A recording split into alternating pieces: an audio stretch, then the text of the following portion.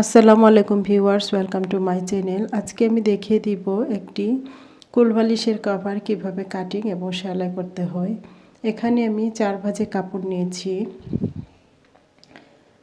4 ভাঁজে কাপড় দেখতেই পাচ্ছেন, 4 ভাঁজে কাপড় নিয়েছি। কাপড়ের চওড়া নিয়েছি 9 ইঞ্চি।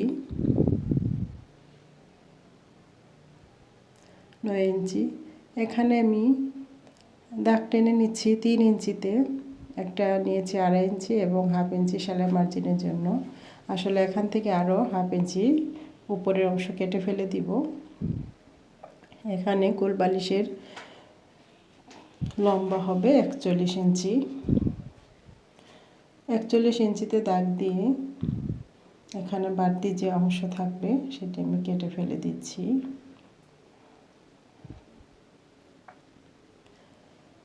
কোল বালিশের কভারের পিছনে যে পট্টি, তার জন্য এখানে 4 ভাঁজে একটি কাপড়ের টুকরা নিয়ে এখানে 3.25 ইঞ্চিতে দাগ দিয়ে নিচ্ছি।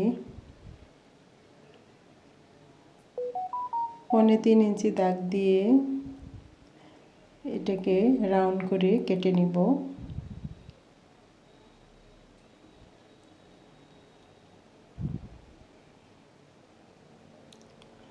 রাউন্ড করে কাটা হয়ে গেছে। এখন ফিতার অংশের জন্য 1.5 ইঞ্চি পরিমাণে কাপড় নিয়ে আমি কেটে নিচ্ছি।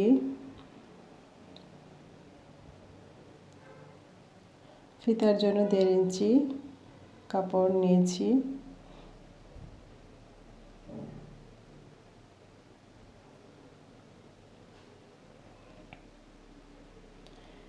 এখন দুইটি কাপড় একসাথে নিয়ে জয়েন্ট দিয়ে দিব।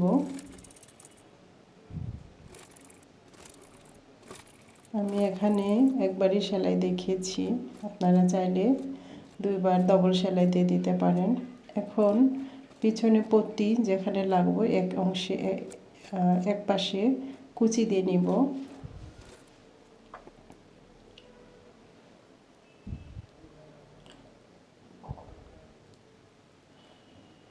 এখন এখানে ফিতার ঘরের জন্য এখানে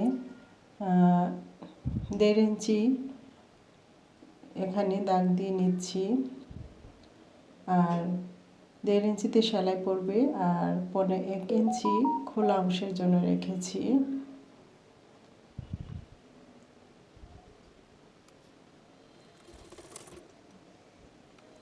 যে অংশে ফিতা ঢুকবে সেই অংশের জন্য আমি 1 ইঞ্চি রেখেছি। 1 ইঞ্চি অংশ বাদ দিয়ে বাকি অংশে সেলাই দিয়ে দিচ্ছি।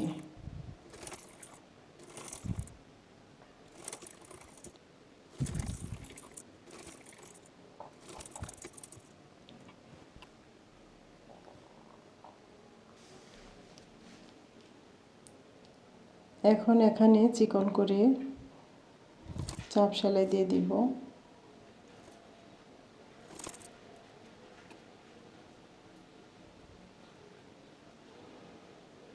এখানে 1.5 ইঞ্চি পরিমাণ মাপ নিয়ে ফিতা ঘরের জন্য সেলাই করে নিচ্ছি।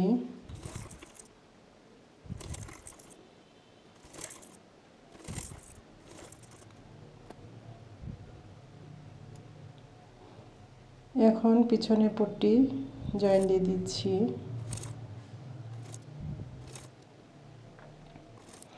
যারা নতুন রয়েছেন তারা ভালো করে খেয়াল করেন, তাহলে আপনারা খুব সহজে শিখে নিতে পারবেন।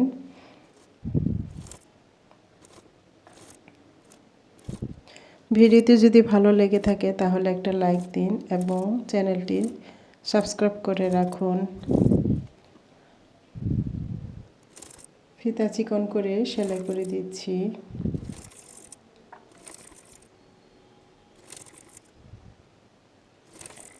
ফিতা সেলাই হয়ে গেছে।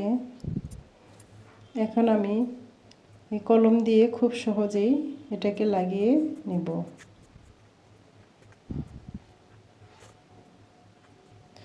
ভিডিওটি দেখার জন্য ধন্যবাদ। ভালো থাকবেন। আসসালামু আলাইকুম।